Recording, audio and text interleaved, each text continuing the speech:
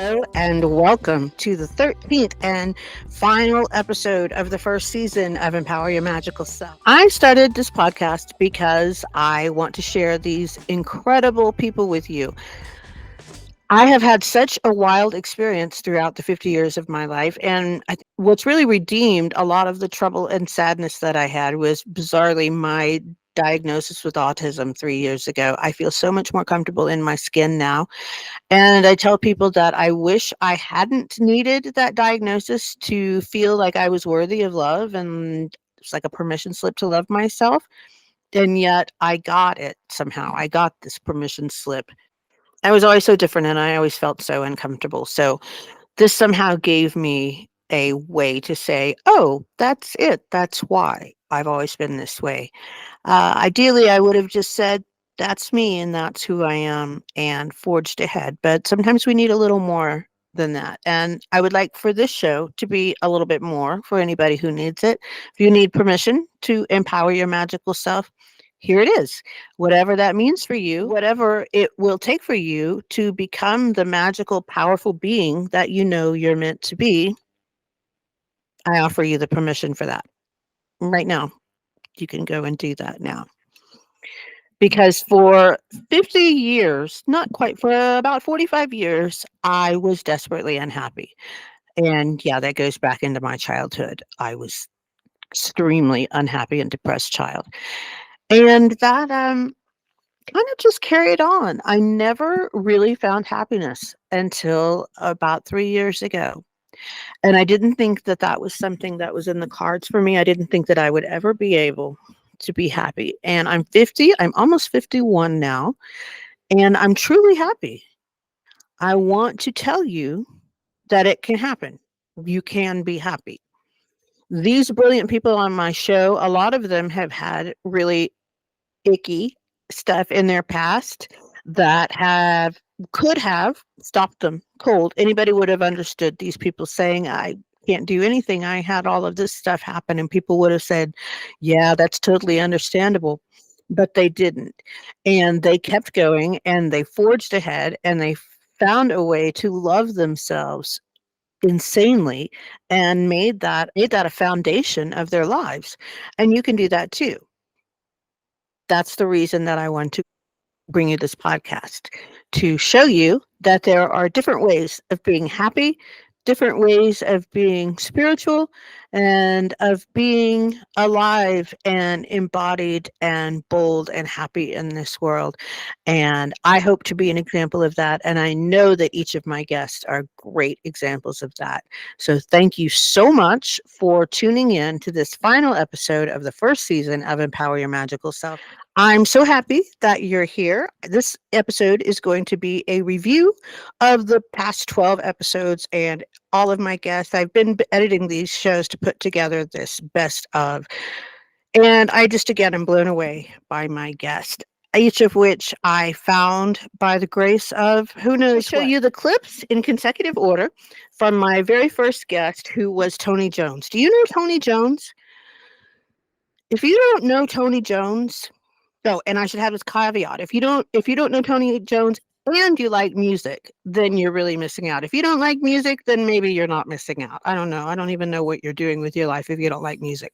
But Tony Jones is probably the most inspirational artist. She has spearheaded this genre called affirmation music, and her music is bound to uplift you. And what I have learned from Tony Jones, the reason that it was so important for me to have her on the show is Tony Jones is just a model of what you can do when you love and esteem yourself. When you really honor who you are and what you can be, your possibility, your potential, and you honor that and you put that first. Tony Jones exemplifies the beauty that can happen when you do that. And she has been such a mentor and such a model for me from a distance. She only knows me from having done my show once, but I am so thrilled that she did the show and so impressed by what she had to say. And this clip that I pulled out does talk about her self love and how loving herself and putting herself and her joy first was a project for her, like it was for me. And I'm so grateful for her. And I think that you're really going to enjoy this clip. Up next, a clip from my first guest on episode 1 of Empower Your Magical Self, the fabulous, the incredible, the inspiring Tony Jones. Let's watch. As I mentioned, and I think it was the second song, Icy Thoughts, where I said 2019 was my A pandemic. launching pad. Oh, yes, I remember. Yeah. Uh Yeah, huh. Yeah. 2019 was my pandemic. When 2020 hit, it hasn't been that was like the happiest, funnest year I've had as an adult thus far. Because 2019 was such hell for me that when I went into 2020, I decided, this was before the pandemic happened, I had made a decision to devote and commit myself to being happy and enjoying my life no matter what happened. So no matter, I mean, Black Lives Matter happened that year. The pandemic happened that year. So many people got COVID. So many people died. But it was not enough reason for me to be joyless. It was not enough reason for me to not have fun. I had to learn how to create space for what was happening in reality and observe it, but not let it be the throne of my life to where it dictated how good this life can be. So a lot of my life in 2020, I had tons of fun. I experienced so much favor. My streams were increasing.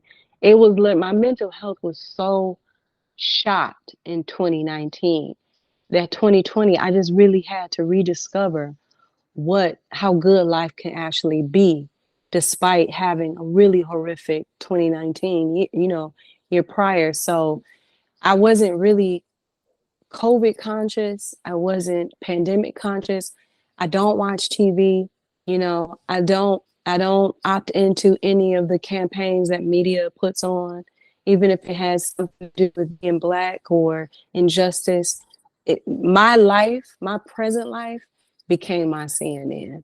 It became Yeah. the news headlines because I had.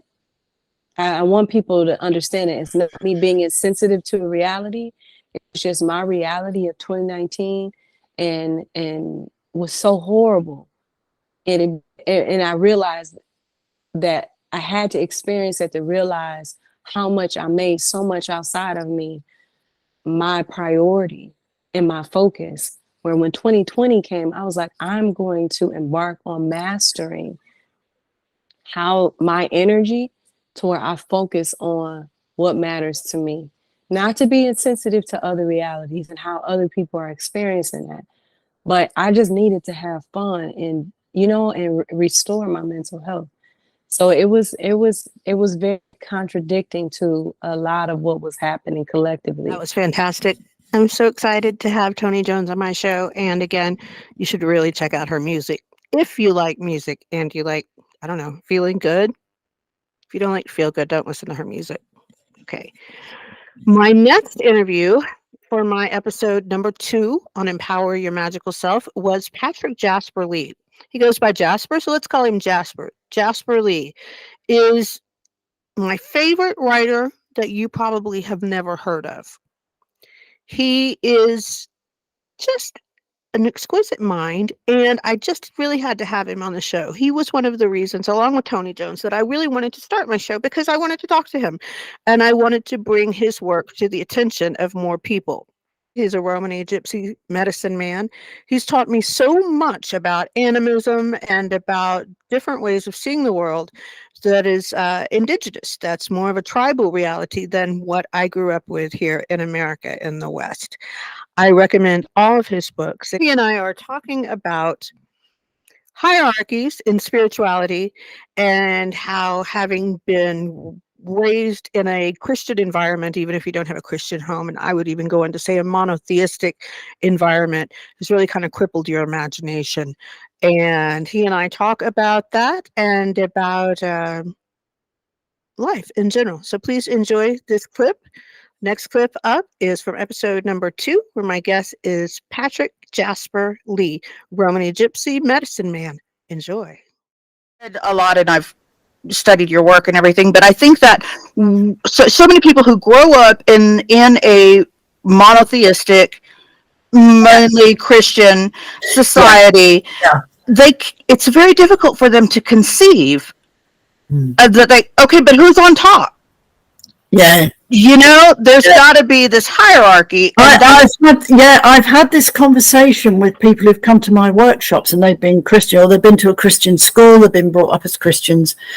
And when I talk about the greater ancestors, I don't know if you know about those, Ravnos, Kam, Shon, and Puv. yes, That's sky, sun, moon, and earth. When I talk about them, these people tend to perceive them as spirits, but God is around them. And I say, no, that isn't the way we see it. They are there for their own sake. The earth is there for her own sake. She's not being created by anyone.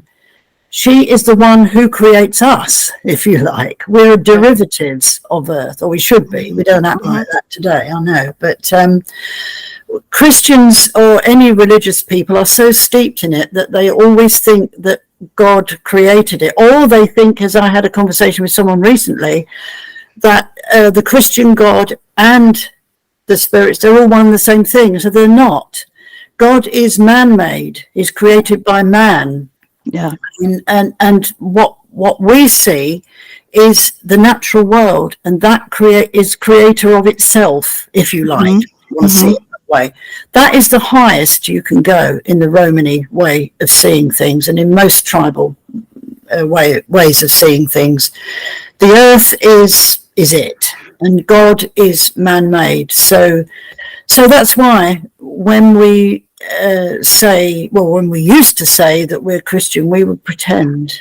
but yeah, gotta get by. Yeah, some Romanies have turned to Christianity, but understandably, because everything's been stripped away from them. But never will I. Never. Good. I wouldn't expect it. I would be saddened to hear it. The next clip is from Jessie Susanna Carnitz, who you might know as the Money Witch. That's how I know her.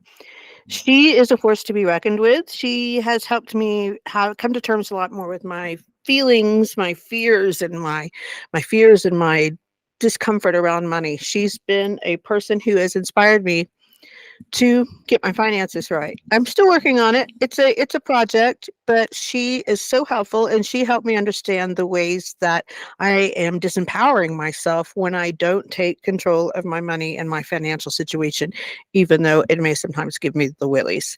So I do hope that you will enjoy this clip with Jessie Susanna.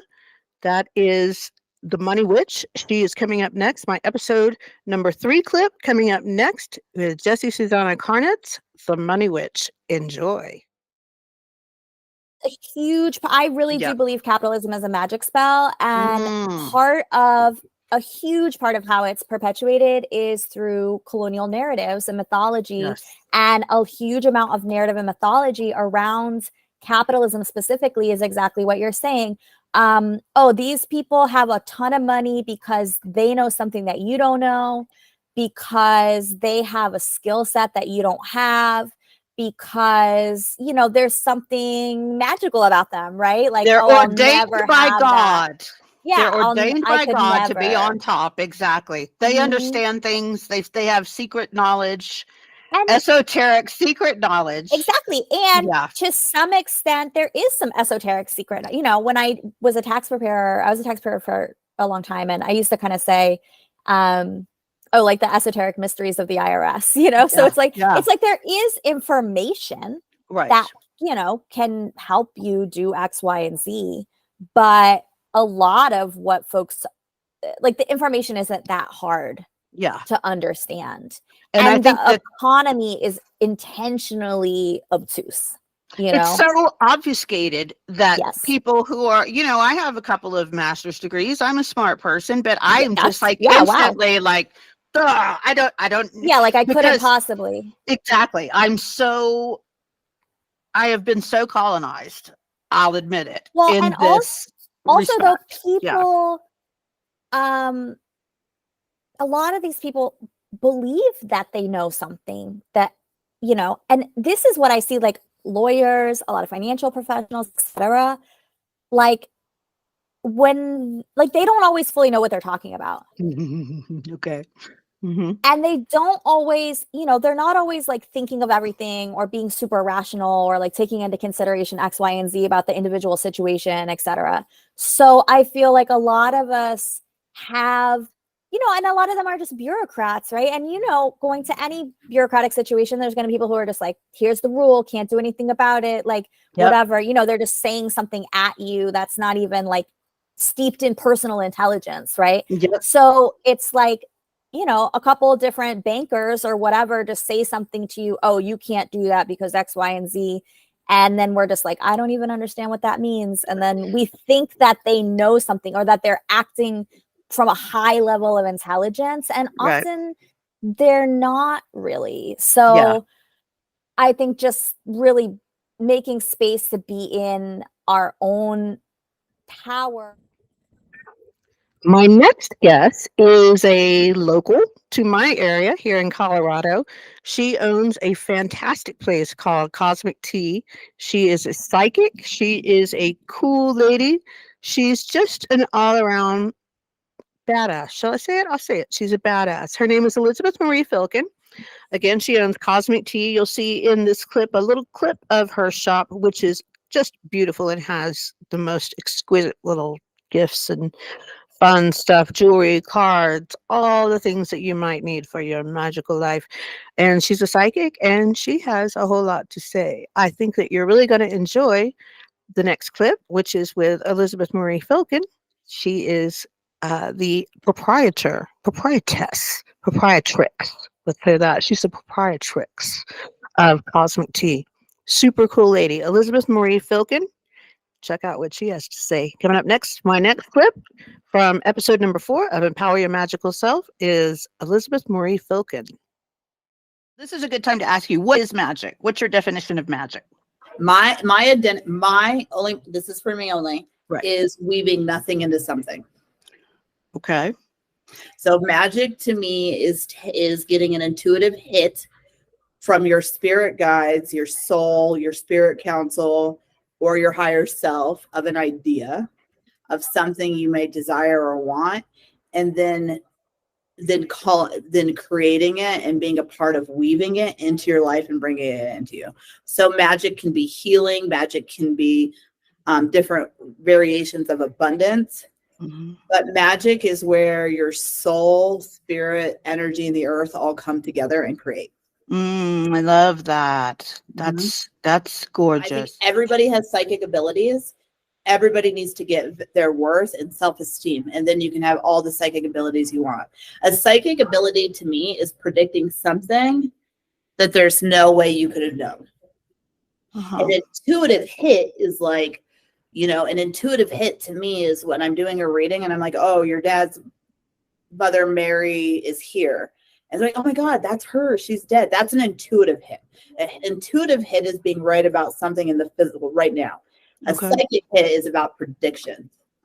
And so when you have either of those, is it the same kind of a thing in your head like a memory is? Do you see it that way? Or do you like visually see it? What is the experience like? It just depends. But when I get a psychic hit, it literally gives chills, or it is like militant, like boom. It's a feeling, not an emotion, a feeling and a message. So next up, it was my absolute honor to welcome Ana Del Castillo to my show. She is a woman's rightness expert, and that doesn't mean like political party. We're talking about being right in your soul and in your heart, and being right with your spirit guides, your God, whatever you want to call it. Just being right. Damn it. God, she's awesome. She's very inspiring. You may know her from social media. You may not know her at all, in which case you're welcome, because I'm introducing you to this powerhouse of a woman right now. Ana Del Castillo. She is awesome. She's awesome.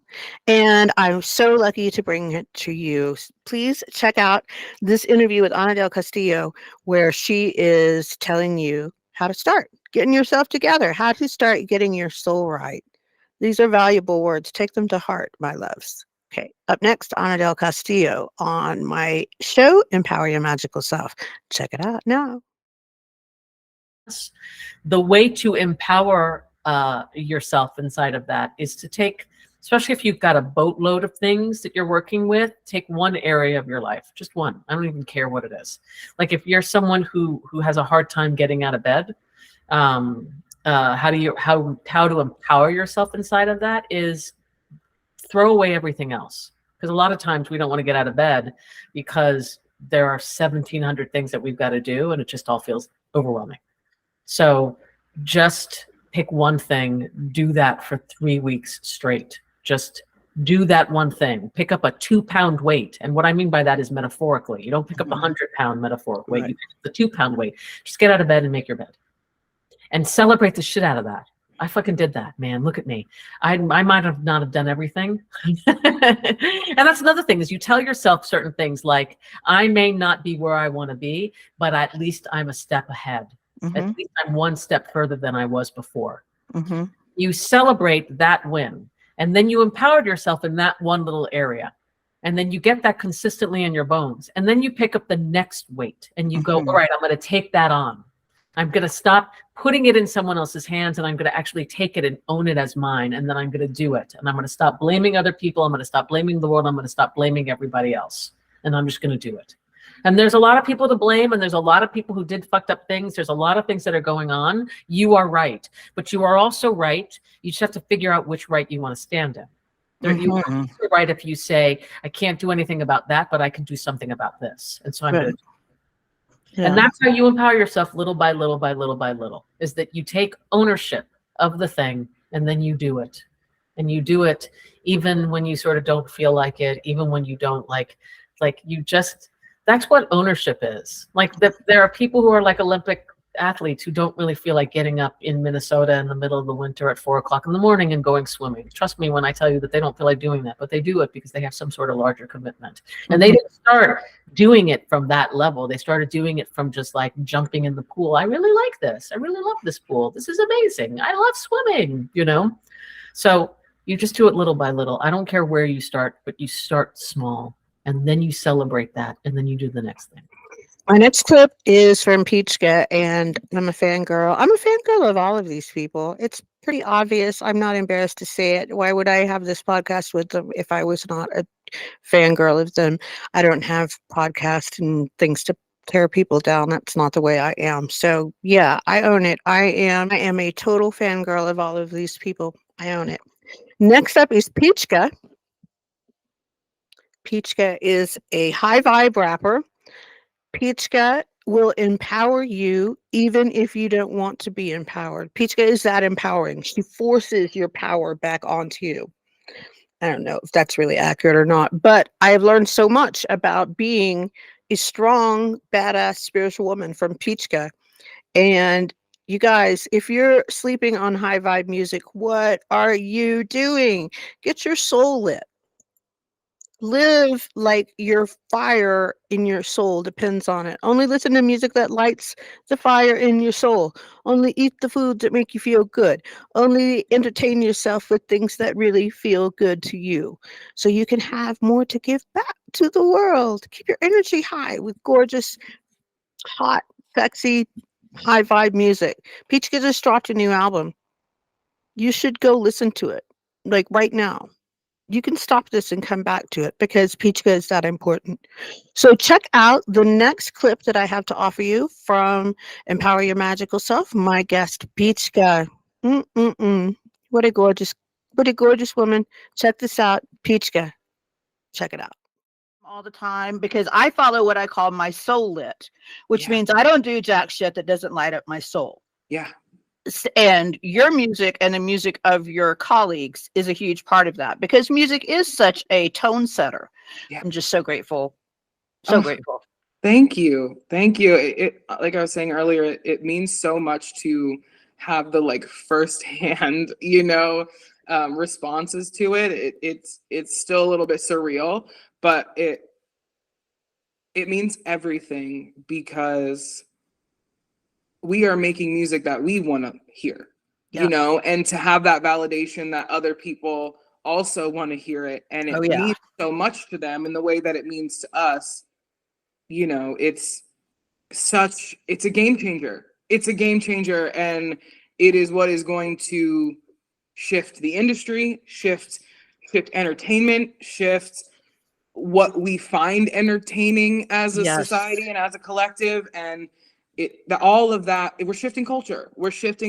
And we've been in a culture that has thrived off of people's pain, people's fear, shame, yes, for so long. And there is more power in empowering everyone rather than feeding off of their power. Even there's more power even for the systems that be if they would empower people, but they can't get past their sort of fear engine that they've got going on. You know, it's like, yeah, it's a shift for all of it, because once they realize that, oh, we're actually making a lot of noise over here, it's going to be a shift in, oh, we're doing something wrong over there. You know, they're gonna realize. But you know, it takes time. It takes time, and it takes more people to be aware. It takes a lot of time, and we're not a patient species. Right. Yeah, not at all.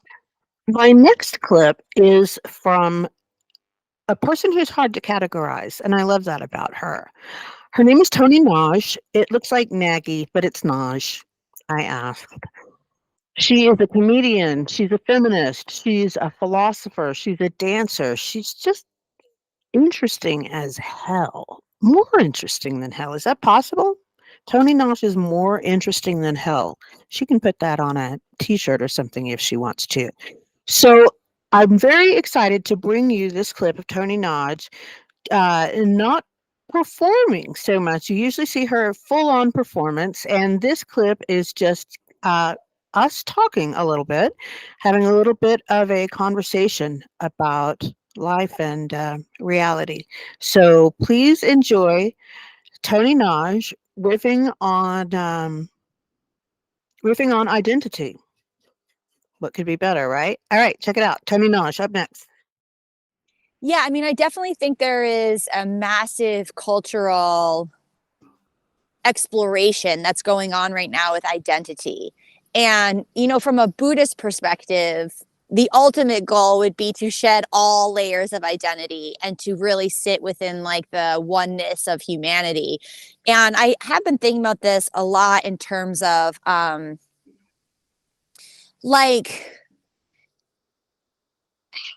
shame and acceptance. Because I had a friend who did a Buddhist retreat recently, and it was an LGBTQ Buddhist retreat. And so it was like a couple day silent meditation, but within this group, like everyone was in the group of or identifying as LGBTQ. And I was like thinking about it and how like for her growing up in like a very Christian environment where she felt so much shame about having a queer identity underneath that she was hiding, that for her to go to a queer Buddhist retreat, essentially, and not have to hold the baggage of like, am I accepted here? Was like so freeing for her. And it was so important for her to start there. Even actually she had done other meditation retreats. She wasn't even starting there. She had done the meditation retreat. She'd even done a 3-month meditation retreat. I mean, this girl is a very practiced meditator, yet she needed the 3-month retreat to be able to do the queer retreat. Wow. And like, so it was really opening up my eyes to like, oh, right. It's like, there is something really relevant about being within a group of people where you don't feel judged for the thing that has made you feel the most shame. Right. And then once you're able to like really kind of put down those bags of shame, then where do you take that out into the world? But like, and then also all the work she had done beforehand in order to be in that environment where she could be in a queer retreat. I mean, it really was, I'm obviously still thinking about, identity. I will think about identity for the rest of my life. I think we all will, but there was something really beautiful about this group for her and being fully accepted. And would she have been able to feel that full acceptance in like another format of retreat where it wasn't, you know, purely around those that identify as queer?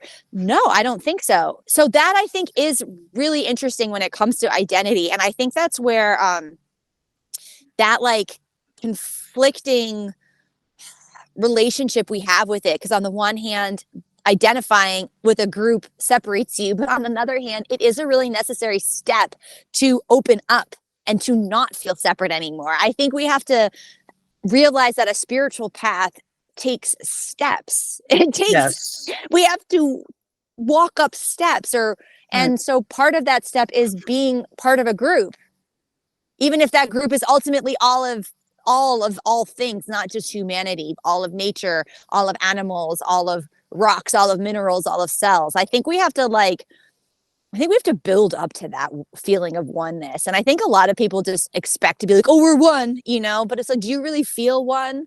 Or yeah, it's so fun looking back at these episodes. I can't believe my good fortune in having all of these incredible people talk to me.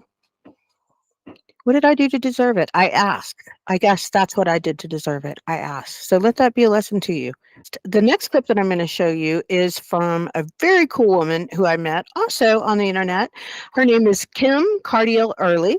She is the Hapa healer. She is a Reiki master. She is spiritual leader in the Pennsylvania area. And I have a blast talking to her. If you know her from social media, you know she's a lot of fun, just a ball of energy. And I know you're really going to enjoy this clip with her. So here is my next guest from my show, Empower Your Magical Self, Kim Cardiel Early. Check it out. It is such a beautiful, it changed my life. It changed everything. How I see things, how I talk, how I believe, how I act, how I receive others and their energy, how I protect myself, how I've completely just transformed into this person that I saw. You know, I used to be that girl up at 5 a.m. coming back from the bar, seeing the people running at 5:30 a.m. And I've said this on so many of my videos, like, I used to sit there and be like, I'm going to be that girl one day. I'm going to be that girl one day who's running at 5:30 a.m. I know it. I am. And I turned into that girl at the age of 42. Yay! 42. I love it. So don't give up. You know, I could not run in my 20s and 30s without a knee brace, and I had to have an inhaler. I don't use an inhaler. I don't use knee braces. I run 10Ks, 15Ks, half marathon with no inhaler and no knee brace, nothing.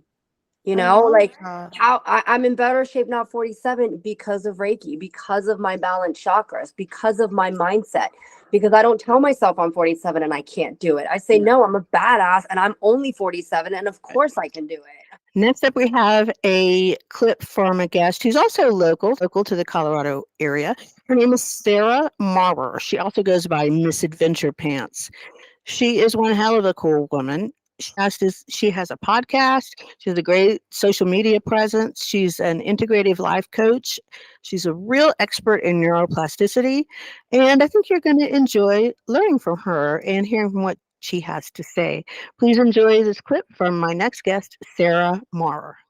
So good. My therapist I'm working with now, we do EMDR a lot. Oh, nice. Which is, for people who don't know, can you explain a little bit what that is? Oh my gosh, you for might and know more what than it me. is? I'll start and you can add. Okay, Yeah, just like bilateral stimulation, lighting up both hemispheres of your brain.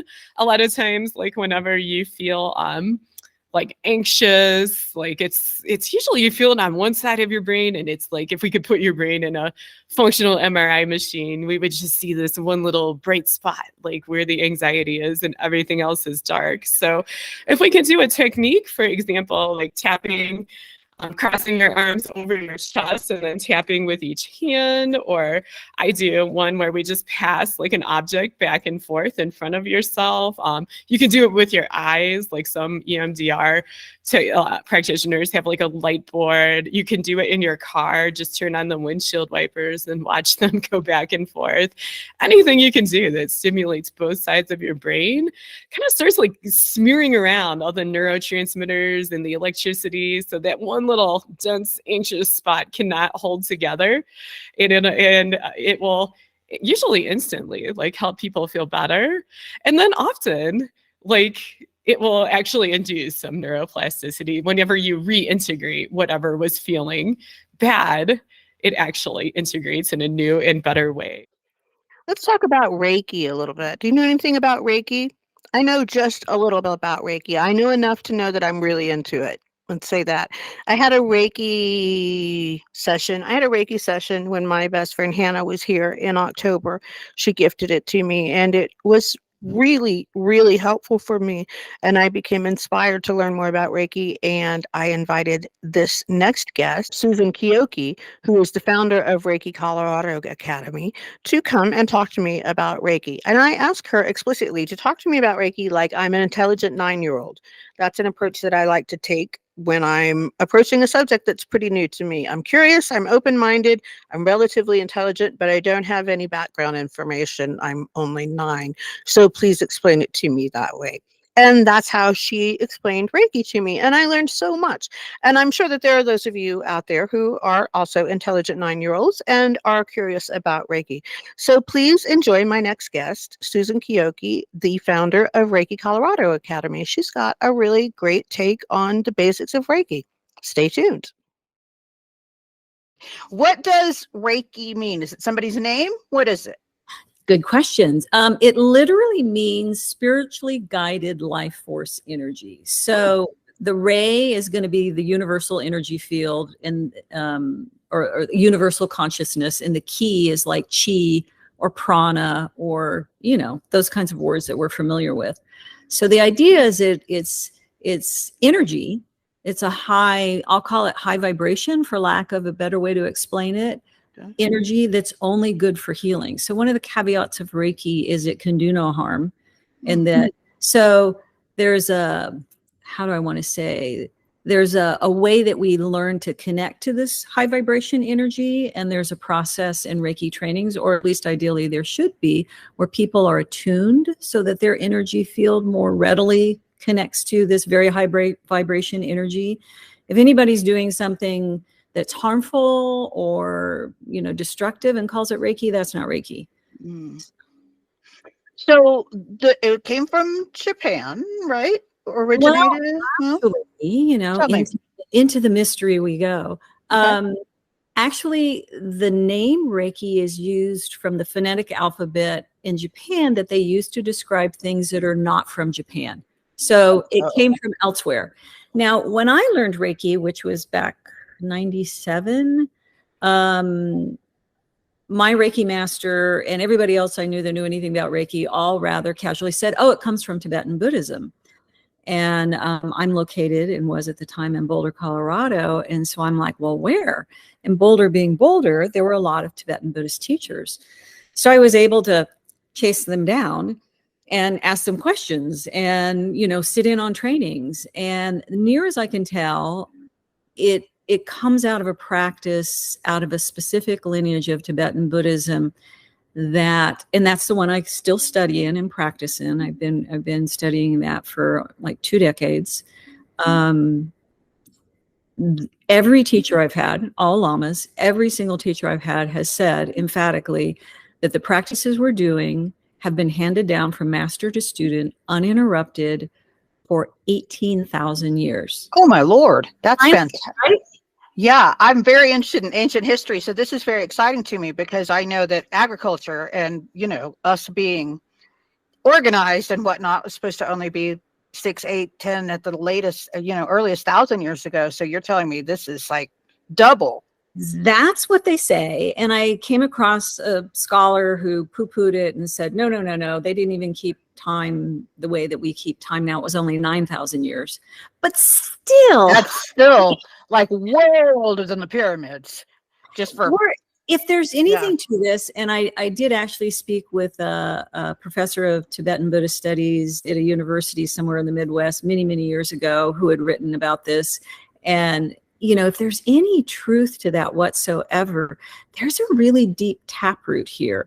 And there's another piece to it that's really curious to me. Now, obviously, I'm involved in it. I've studied other forms of energy healing. I've gravitated to Reiki because it's so spacious and does not require a belief system or religion or anything. You know, you can basically, whatever your viewpoint is, your language, you can work with Reiki from that vantage point. This is the only guest who I met originally in real life, and I met her at a place called Sakala that's in Denver, and it's a great place to do yoga and have all kinds of healing practices. And this person, my next guest, Sequoia, I met her there at a community open house sort of a situation. I met Sequoia there at Sakala, and it gave me reason to be more inspired to go out more often. I don't really go out very often, but the last time I went out, I met Sequoia. So that was really cool. Sequoia is a seer. Sequoia is very talented in dealing with death and with Santa Muerte, the saint of death. Sequoia is a fabulous, interesting person.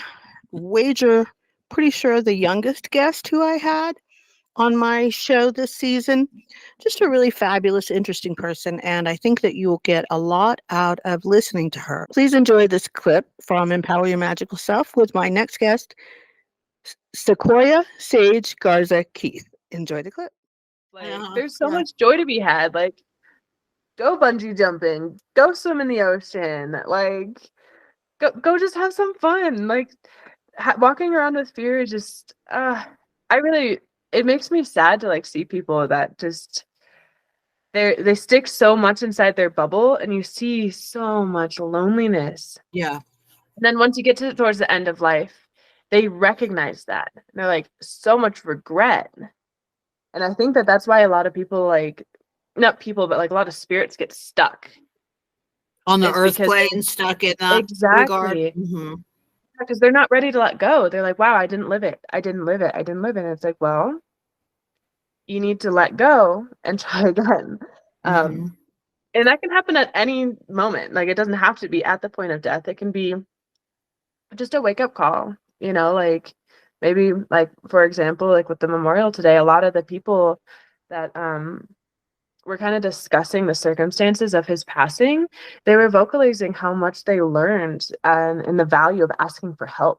I thought that was so poetic, kind of in regards to it, because it's hard to ask for help. If you don't have help, you're limiting the joy that you could be having. If you're feeling so isolated and feeling so alone, you're going to carry that to your grave. Yeah. And in the next life too. Yeah. Yeah, absolutely. My final guest of the first season of Empower Your Magical Self is Dr. Mara Moynihan. This lady is she radiates sort of a maternal goodness, and I think people are really drawn to her for that. That's what I was drawn to her for. And she's younger than I am, I'm sure she is, so it's not like she's an old lady or anything, but I just was really drawn to her sweetness and her kindness, and I saw her videos on Facebook or Instagram, I don't know, and I just thought, I really want to know who this woman is and learn more about her. She's a doctor of chiropractic, but she's so much more than that. She's also a breathwork coach. She has a lot of things to offer, and just her spirit is infectious and beautiful, and I was so lucky to get to talk to her. So for this final clip, I hope that you will enjoy a bit of my conversation with Dr. Mara Moynihan. We're born into these families and we're born into these cultures with certain narratives that is, generally speaking, just how we witness the world. And so it's just innocent. It's such innocence that we have these filters. And so I really believe that if we're creating unintentionally a reality that we really do see a lot of negativity, the response inside of ourselves is usually suffering of some sort. And the suffering is kindness to wake us up, to really have us look around and be like, what else is here? If I live in a kind and loving universe, if I believe that the source of this universe is benevolent, and I am continually experiencing such negativity, like, it gives us pause to just consider, perhaps there's another way. Show me another way. And in my experience, it really is cultivating and practicing and wiring the mindset and the filter from which we look from. And so as we continuously are like, well, if life loves me, like, how else might I see this situation? If life loves me, if life has my back, what else is my opportunity here? And it brings more consciousness into these unconscious patterns. And so in your opinion, do you feel like that life has my back, life is good, does that have to be the starting point, that faith? Or what if you can't seem to muster that? Yeah, I think, I think that every single person has their own opening. Okay. And so whatever it is for a unique individual that like catches their attention outside of the habitual narrative from which we just see things, that's more than enough. For me, in my conditioning and my upbringing, that really is such a helpful tool for me. I'm like, okay, I am suffering right now. What if what I'm looking at is actually not a problem? What if this is completely unfolding for the highest good? What if this is actually supporting me to see something or learn something that is completely aligned with my heart's desire? And like that does it for me, to look outside of the limited narrative that my my default setting has me go to. Yeah. That is it for the first season of Empower Your Magical Self. I feel pretty empowered. I feel pretty magical. I feel very myself.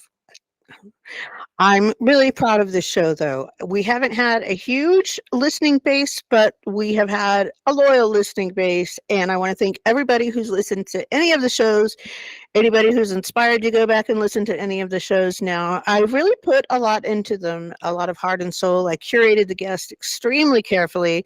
The only question that I ask every single guest is what is your definition of magic? So within the show, you'll get to hear each of these fascinating people say what their definition of magic is.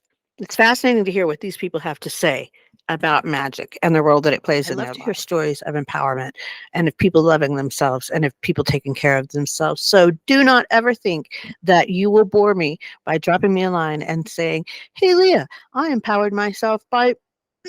So for instance, today, I empowered my magical self by roller skating. Felt great. I also saw my therapist. Felt great. I'd love to hear those moments from you, so please do let me know. And above all, get out there and empower your magical self in whatever way feels right for you, because magic is out there, my darling. It truly, truly is. It's more real than anything.